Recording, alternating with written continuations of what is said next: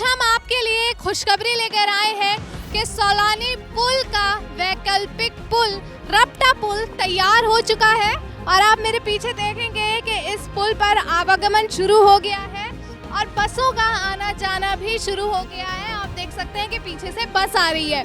तो अभी आपको आगे भी लेके चलते हैं और पूरा ये जो निर्माण कार्य हुआ है रपटा पुल का ये भी दिखाते हैं और किसके प्रस्ताव के द्वारा ये पुल यहाँ पर निर्माण कार्य हुआ है इस पुल का वो भी दिखाते हैं। आइए चलते हैं।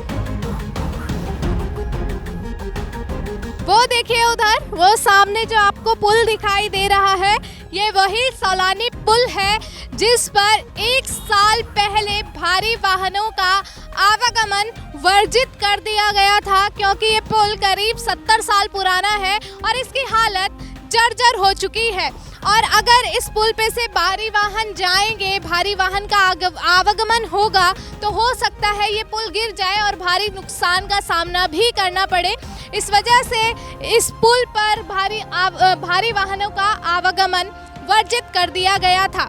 हालांकि इस पुल पे वाहनों का आवागमन वर्जित करने के बाद काफ़ी दिक्कतों का सामना रुड़की की आम जनता को करना पड़ा क्योंकि ये पुल को बंद करने के बाद, क्योंकि ये रास्ता सीधा जाता है हरिद्वार से, ये कनेक्ट होता है एक टाइप से, आप इसे हाईवे मान सकते हैं। लेकिन ये पुल बंद होने के बाद बसों को, स्कूल की बसें हों चाहे रोडवेज की बसें हों, उनको घूम कर लक्सर वाले रोड से उस रूट पर जाना पड़ रहा था और लगभग 8 किलोमीटर से ज़्यादा का रास्ता उन्हें तय करना पड़ रहा था। इस पुल से आगे मोंटफोर्ट स्कूल है, स्कॉलर्स एकेडमी है, बहुत सारे स्कूल्स हैं और रुड़की शहर के बहुत से बच्चे उस स्कूल में पढ़ते हैं। लेकिन ये रास्ता बंद होने के कारण उन्हें लॉन्ग रूट से जाना पड़ रहा था जिस वजह से बसों का किराया भी बढ़ गया था, चाहे रोडवेज की बसें हो किराया भी बढ़ गया था और पेरेंट्स को भी बहुत परेशानी हो रही थी। पैसे तो ज़्यादा लग ही रहे थे लेकिन टाइम भी ज़्यादा लग रहा था, जिसके चलते एक प्रस्ताव पास किया गया कि इस पुल के बराबर में एक वैकल्पिक पुल बनाया जाए, रपटा पुल बनाया जाए। और आज अभी हम उसी वैकल्पिक पुल पर खड़े हैं और आपको यहाँ का नज़ारा दिखा रहे हैं। और ये पुल का प्रस्ताव रुड़की के विधायक प्रदीप बत्रा जी द्वारा दिया गया और उसके परिणाम स्वरूप आप देख रहे हैं कि आज यहाँ पर ये पुल यहाँ पर बनकर तैयार हो गया है। हालांकि इससे आवागमन शुरू हो गया है लेकिन अभी भी कुछ कार्य है, निर्माण कार्य वो भी चल रहा है। अब आपको थोड़ा सा पीछे लेकर जाते हैं फ्लैशबैक में। हमें याद है और शायद आपको भी याद होगा कि बीच में भाजपा के युवा नेता अक्षय प्रताप सिंह उनका भी जिक्र हुआ था, उस सुर्खियों में आए थे कि वो इस सोलानी पुल को लेकर इस पुल के बंद होने की वजह से जो परेशानियां स्कूली बच्चों को हो रही थी, पेरेंट्स को हो रही थी, उनको उस समस्या को लेकर वो मोंटफोर्ट स्कूल में भी गए थे। जब गए उन्होंने ज्ञापन सौंपा स्कूल को कि बसों का किराया ना बढ़ाया जाए, बच्चों को परेशानी होती है। पीडब्ल्यूडी के ऑफिसर्स के पास भी वो गए और विधायक प्रदीप बत्रा और उस समय के सांसद डॉक्टर रमेश पोखरियाल निशंक तक भी अपनी और आम जनता की बात उन्होंने पहुंचाई और प्रस्ताव रखा। और उसके बाद क्योंकि प्रदीप बत्रा जी के विधानसभा में, रुड़की विधानसभा में ये क्षेत्र आता है तो उनका ये दायित्व है कि वो इस विधानसभा की परेशानियों को देखें और उनको सॉल्व करें। और प्रदीप बत्रा जी भी लगातार इस कार्य में जुटे हुए थे कि कैसे न कैसे जल्दी से इस समस्या का समाधान हो।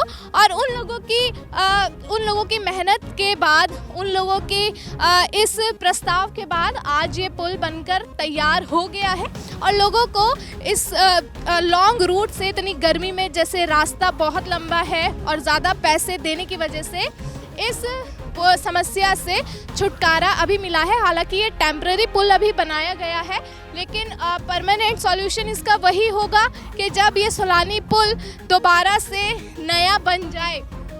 और इस पुल की अगर हम लागत की बात करें तो लगभग 90 लाख रुपए इस पुल की लागत आई है, करीब 90 लाख रुपए। और अब देखना ये होगा क्योंकि ये पुल आता है आदर्श नगर से आदर्श नगर से बीच से ये आ रहा है और सौलानी नदी के ऊपर से ये रास्ता जा रहा है, ये जो रपटा बनाया गया है।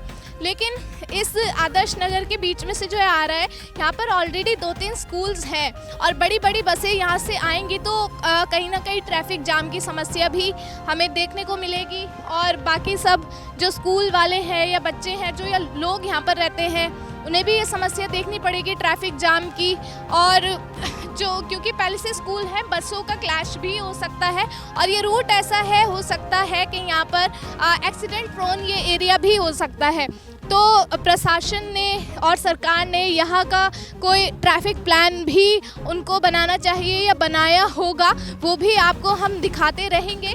और इससे पहले अगर हम बात करें तो आप वहाँ सामने देख सकते हैं, इस सौलानी पुल के पीछे की साइड यानी लेफ्ट साइड पहले भी एक रपटा पुल का निर्माण कार्य किया गया था और अब पिछले साल की बारिशों में वो पुल ज़्यादा बारिश होने की वजह से जब ये सौलानी नदी उफान पे आई थी तो वो पुल बह गया था और उस पे कोई आवागमन नहीं हो पाया था।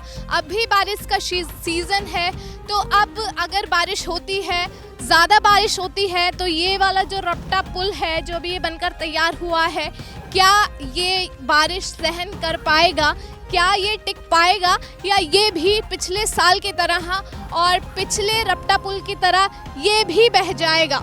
ये देखने वाली बात रहेगी कि क्या होता है। और हालांकि जो भी होगा, लेकिन आप लोगों के लिए खुशखबरी है कि आप लोगों को ट्रैफिक जाम से जो आप घूम के जाते थे, वहाँ पर जो जाम लगता था, लंबा रास्ता आपको तय करना पड़ता था, ज़्यादा पैसे आपको देने पड़ते थे, उस सभी समस्या से अभी निजात मिल गया है आप लोगों को।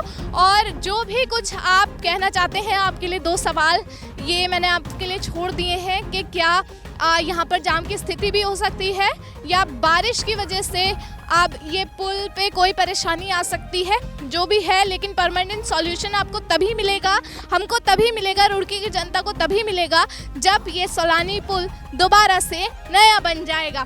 बाकी इस विषय को लेकर आप क्या कुछ कहना चाहते हैं, हमें कमेंट सेक्शन में अपनी राय ज़रूर दें और हमसे जुड़े रहें और देखते रहें द न्यूज़ ऑल नेटवर्क। धन्यवाद।